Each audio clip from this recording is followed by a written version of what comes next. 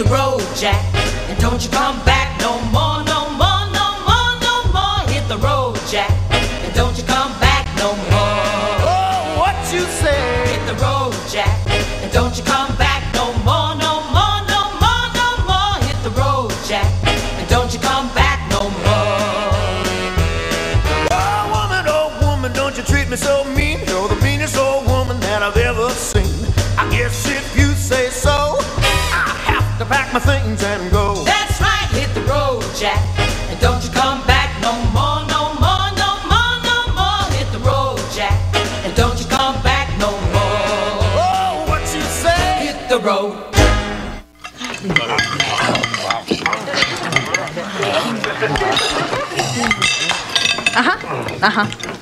No, the dogs aren't fighting. That's just my dad and brothers eating dinner.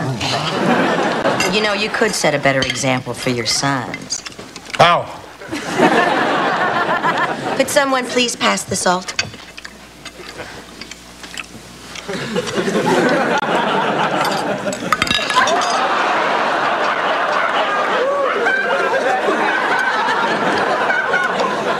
Who did this? I saw them do it. Hey, no one likes a rat. Now, that's not true. Cops, teachers, and mothers do. And I wish you would quit pretending to bond with the children. I don't want them to get too attached to you so they don't bond with their new, improved daddy that I yearn so desperately for. Oh, he's going to be a wonderful man.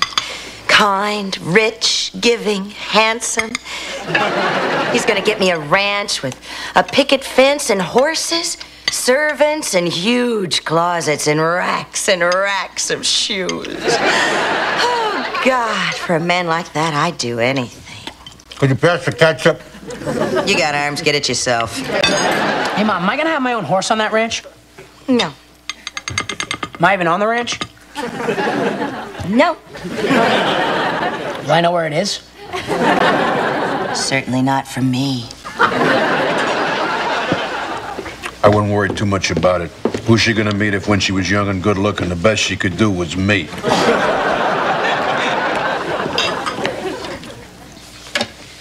I cannot believe you would take food out of your own children's mouths. She's anorexic. She already ate her lima bean. Hold on. Daddy, I will not have you spreading ugly rumors about me being anorexic. Anorexics don't eat. Besides, if I was going to be anything, I'd be bulimic. At least that's hip. But if I did need to lose weight, I'd just go on the grandma diet. Just be unconscious during meals. You can never be too high or too thin. Now, if you'll excuse me, I'm helping Amber with her test. A blue plus at the bottom means your guidance counselor didn't really have a vasectomy. By the way, why do you drop your alimony check off every week at dinner time? Coincidence. Ryan, it's your night. Sure, Mom. What the hell are you doing? The dishes. You're a man. Men don't do dishes. This is how a man cleans a plate. Got it, Dad. Oh, you're not reading me. Now, here, put those things down. Come here. Now, tell me what else is going on around here. I'm doing a little laundry. But you're throwing the colors in with the whites. No, I'm sorting. Oh, jeez. It's the only way to keep the whites really bright.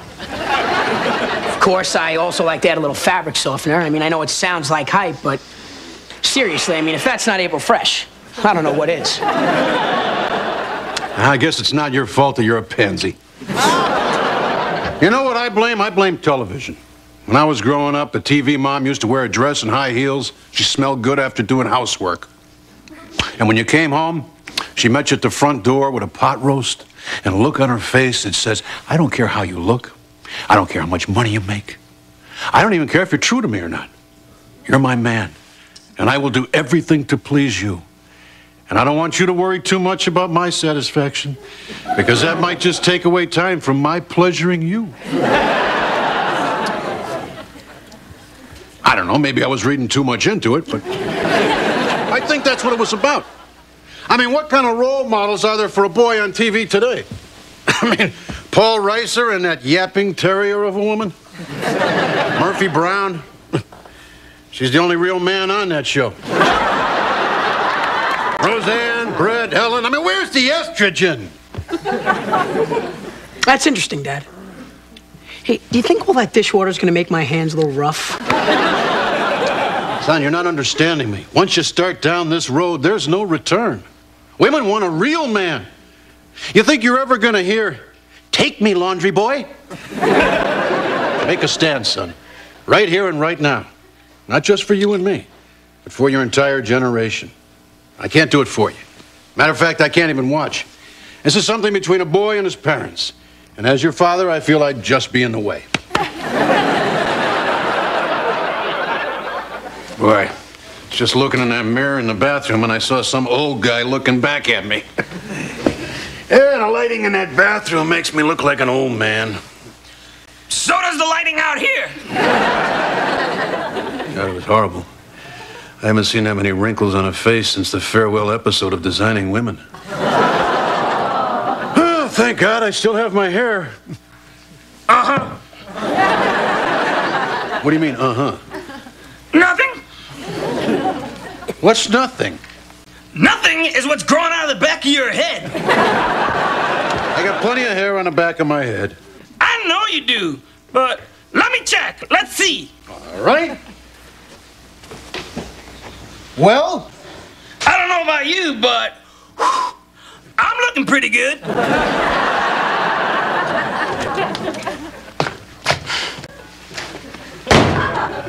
I guess it can get pretty lonely, huh, Dad? Don't worry, son. It's not what you think it is. I was just looking for a contact lens in his lap there. That's okay, Dad. I mean, I'm not one to judge. Sometimes when the dog rubs up against me, I rub back.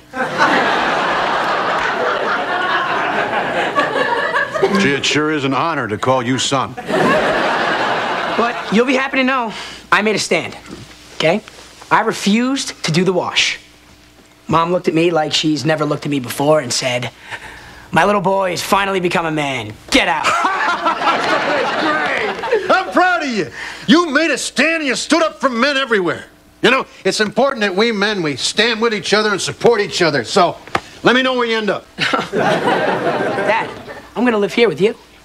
Hey, it's not a shelter for runaways. This is my home here. I can't just take in every kid that shows up at my door with a problem. Well, look, Dad, if you don't want me here, then, you know. Oh, come on. Don't be so sensitive. It's just a first reaction. Lingering first reaction. Come on, this will be great. Don't worry about it. Give us a chance to bond. Say, maybe I should help you with your homework. I mean, if you applied yourself a little bit more, maybe you'd do better in school. Who knows? Maybe you're not stupid. I'm not following you, Dad. I guess there's really no point in doing homework. How about a cool drink? Cool. All right. Now, all I got is mustard and beer. But I'll tell you something. What with you being kicked out of the house by your mom and almost flunking out of school, I think you might be ready for your first sip of beer. I'll never forget the first beer I shared with my dad. Yeah, I'll never forget it. He was doing 80 down the expressway when he saw the red lights in his rearview mirror. He turned to me, handed me his beer, and he says, "Quick, kill this." Yeah, it was a memory that lasted the whole 6 months I was at the youth farm. Ah, Dad, I miss you. Is he dead? I don't know. Who the hell cares? The point is for us to savor this moment. All right. Now, you probably have to go to the bathroom right after, so don't be scared.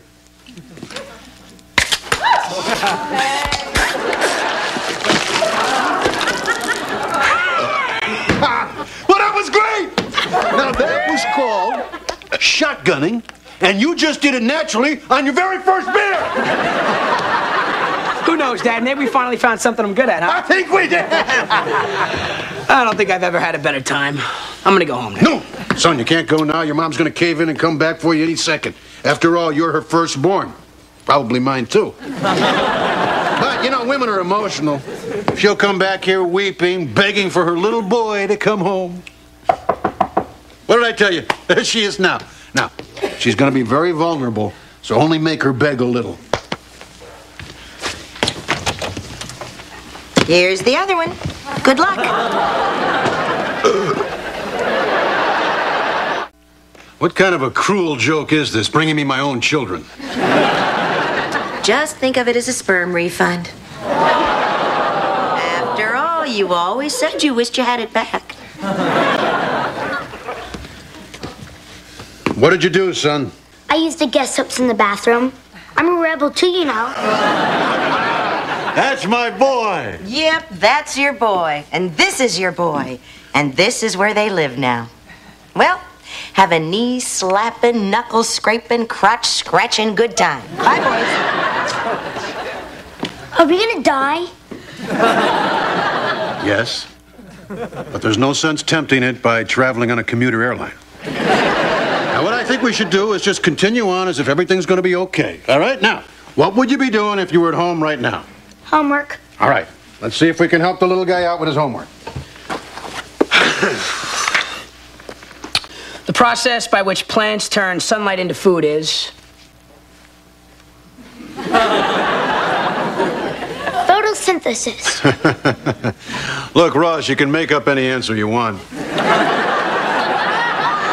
But my advice to you is to go into class and sit next to an Asian kid.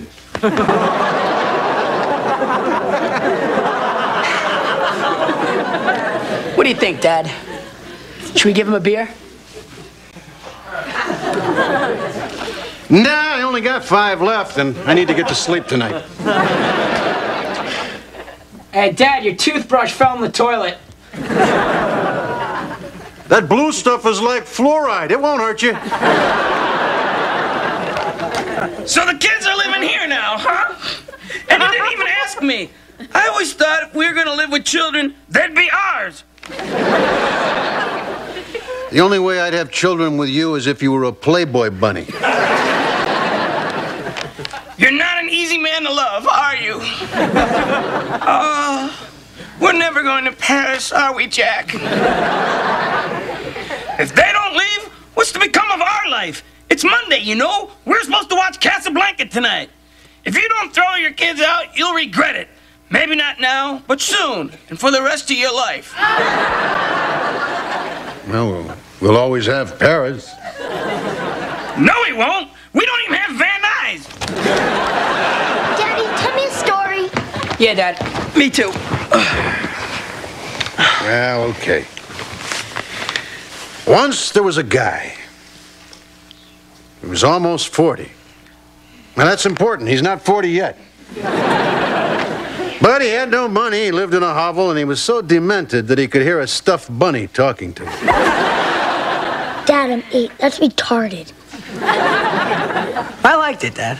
I want a real bedtime story. Read me something. Okay, fine. Let's see. Drive-by shooting. Drug bust. British ferry boat tragedy. All right. We'll call this one The Little Ferry Boat That Couldn't. I'm starving. I want to go home. Well, you can't go home now. Yeah, but at least there's food there. You whining sissies, you make me sick. We're men. We don't give up our principles just to eat. We give them up for the promise of sex, but not just for food. You are soldiers in the battle of the sexes. If you go home now and let a woman push you around while the whole world laughs at you, you might as well just be the President of the United States. Now, is that what you want? No. All right. Let's be men. Come on, guys. It's night in the city. And if we can't roll a drunk or score some loose change from the seats of an unlocked automobile, then we have no right to call ourselves Malloy. Let's move!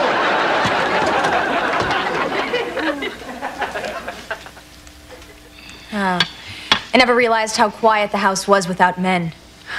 Listen, that's the sound of no one belching.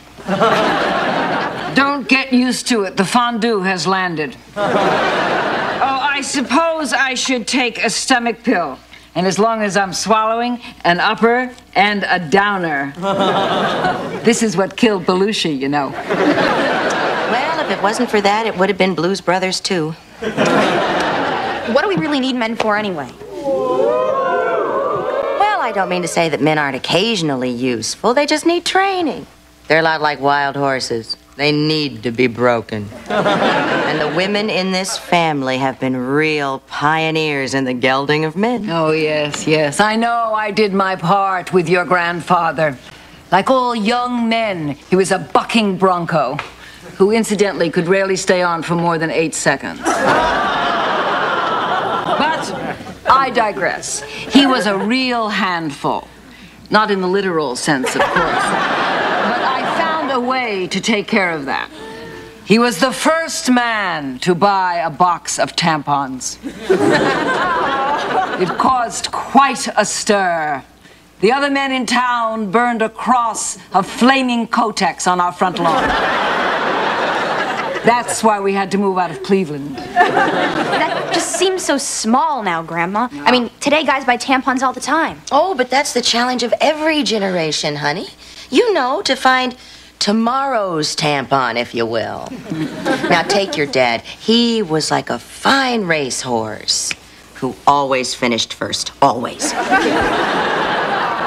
I tried everything to break him, and nothing worked until I finally got him into the delivery room the day that you were born. I told him what a beautiful experience it would be to witness the miracle of childbirth, to share with me the sheer joy and ecstasy of that moment. You should have seen him all pale and shaking, taking pictures of the afterbirth, thinking it was you. Boy, that was one ugly Christmas card. And you know, we have not been invited to a family reunion since. Since that day in the delivery room, your father was a broken man. And ever since then, he has been as meek and inoffensive as Sinbad. I was so proud of you. Oh, thank you, Mom. And now, it's up to my little girl to carry the torch of emasculation. What are you going to make your man do, honey? Oh, everything. And I'm not going to let love get in the way. I am a fine bottle of wine. Only he who can afford me gets to sniff the cork. Yes, sweetheart, but once the bottle is open, everyone at the table gets a taste. At least at the parties where I was hostess. Well, you know, honey, I'm afraid that maybe we've given you the wrong impression. Now, once you are physically and emotionally ready, sex can be a beautiful experience. There's really nothing else in the world like it. I hear.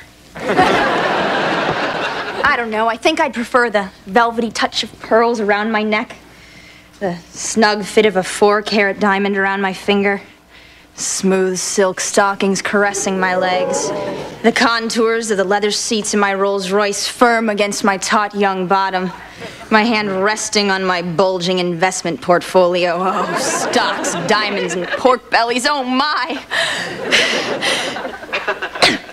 Well, I think I'm going to go take a bath now. Now that girl has her head on straight. That little witch may be on to something. I want a condo in Boca with a velvet touch of a Craftmatic automatic bed. I want a really nice Pontiac with cup holders. Faster, faster. This isn't working. The only thing that works for me are my blessed pills. Valium, lithium, and Prozac, oh my. Everybody is so obsessed with sex. But you look at how little is left. Now, who could have thought 3 women could handle that much meat? Here's something special for my little baby boo. Yeah. Yeah, I know, it's cold and dry. Noble beasts such as dogs deserve better than this.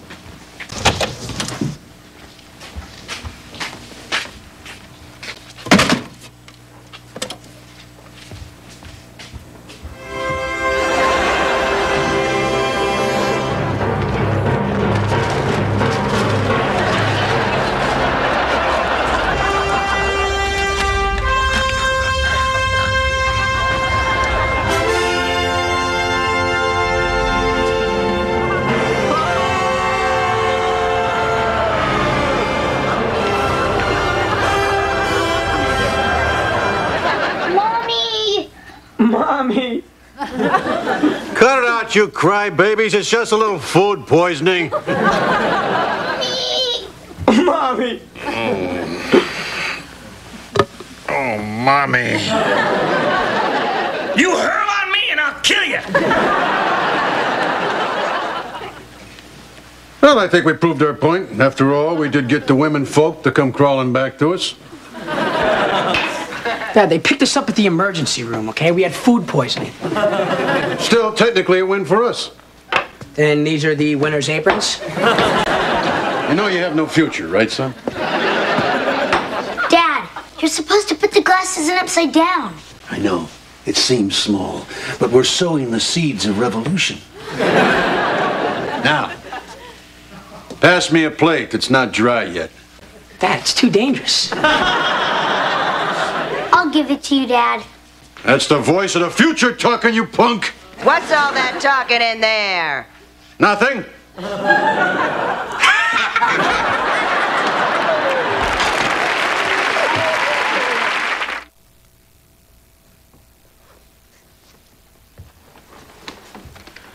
Found it. Dear Unhappily Ever After, it's nice to see Elf back on the air. Although he looks very gray and sick and doesn't sound all that good either. Whatever happened to that nice family he used to live with? Wayne C., Muncie, Indiana. Dear Wayne, they moved to Indiana where they eat their neighbors. Pass the ketchup, Wayne. Mmm.